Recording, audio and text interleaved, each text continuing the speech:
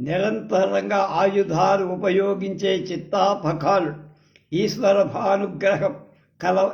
అనుగ్రహం కలవాడై వైదికములైనటువంటి మహా అటవిని దగ్ధం చేసి దుర్గమాలైనటువంటి రాజాద్రి మున్నవైన శిలాదుర్గాలు అనేక విధాలుగా మణి సువర్ణ అంబర సహితంగా స్వాధీనం చేసి రణరంగంలో శత్రుదేహాల నుండి ప్రవహించే రక్తం చేత పూయబడి అతని ఖడ్గం వీరశ్రీ యొక్క పాదాల్లాగా లక్షారసం చేత పొంది తెలుపు నలుపు వర్ణాలు గల మణులతో నిర్మింపబడిన వేదికలాగా శోభిస్తాయి. రాజలలాముడైన చిత్తఖానుడు అలాంటి సూరాగ్రేసరుడు.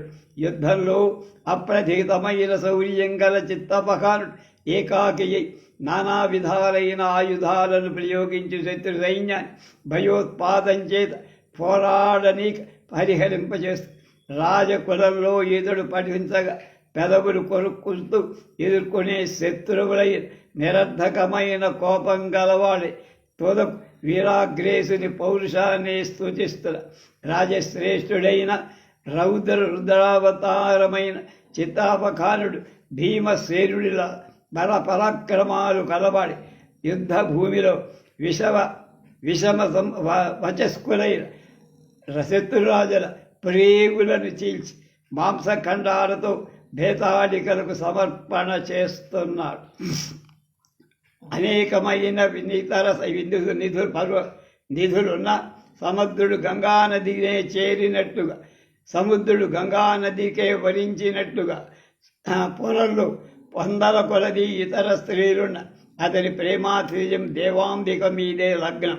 ఆ దేవాంబిక మండల అలంకృతమైన నందన వృక్షాల కల్పలతో ఆశ్రయించినట్లే లోభోగికుల ఉద్భవుడైన చిత్తాపఖాను సమాశ్రయించి ఉండి కేశాంబిక అందు చిత్తాపఖానులందు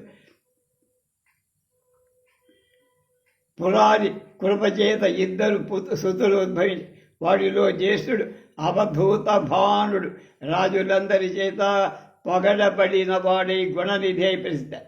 ఆ పురాంతకుడు అతని తరువాత వాడు శత్రు సమూహం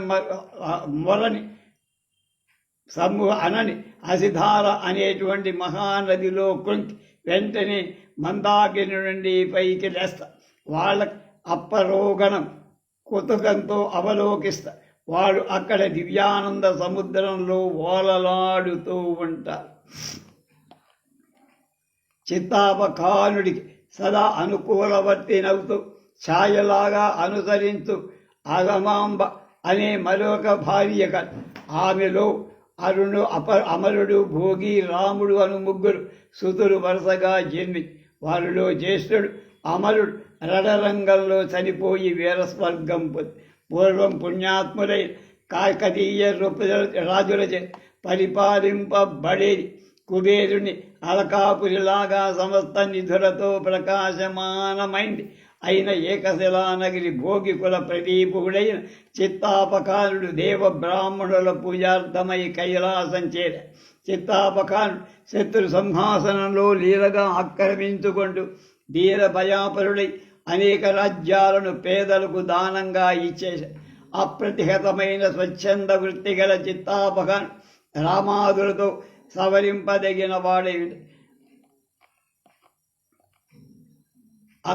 అతడి జాటంకారం విన్నంతటే జా యొక్క ఠంకారం వినదగనని శత్రురాజుల భార్య భూరున ఏడుస్తూ ఉండే.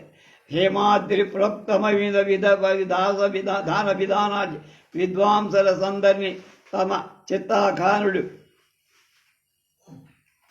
లలిత పదాన్యుడిగా అర్థించిన బ్రాహ్మణులకు ఎంతో చక్కగా ఇచ్చి ధనాన్నిచ్చి సంతృప్తి చేస్తూ ఉంటాడు.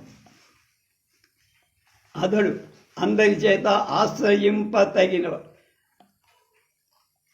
కుంభ నిశుంభ దాన సంస నిర్మూల కత్రి కాకతి రాజ్యపీఠముల జగన్మాత అయిన ఆదిశక్తి తురుష్కుల దుష్టుల చేత భ్రాణభ్రష్టం చేయగా చిత్రాపఖానుడు ఆ లక్ష్మిని ఏకశిలాపురంలో ధర్మనిధిని అనుసరించి పునఃప్రతిష్ఠ చేశారు.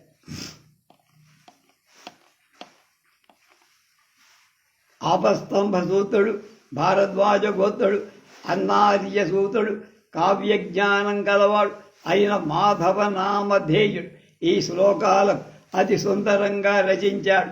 ఇది కల్పాంత స్థాయిగా పుణ్యకీర్తితో వర్ధిల్లుగాక. మంగళం మహాశ్రీ శ్రీ అది శాసనం. మిగతా విషయాలు రేపు.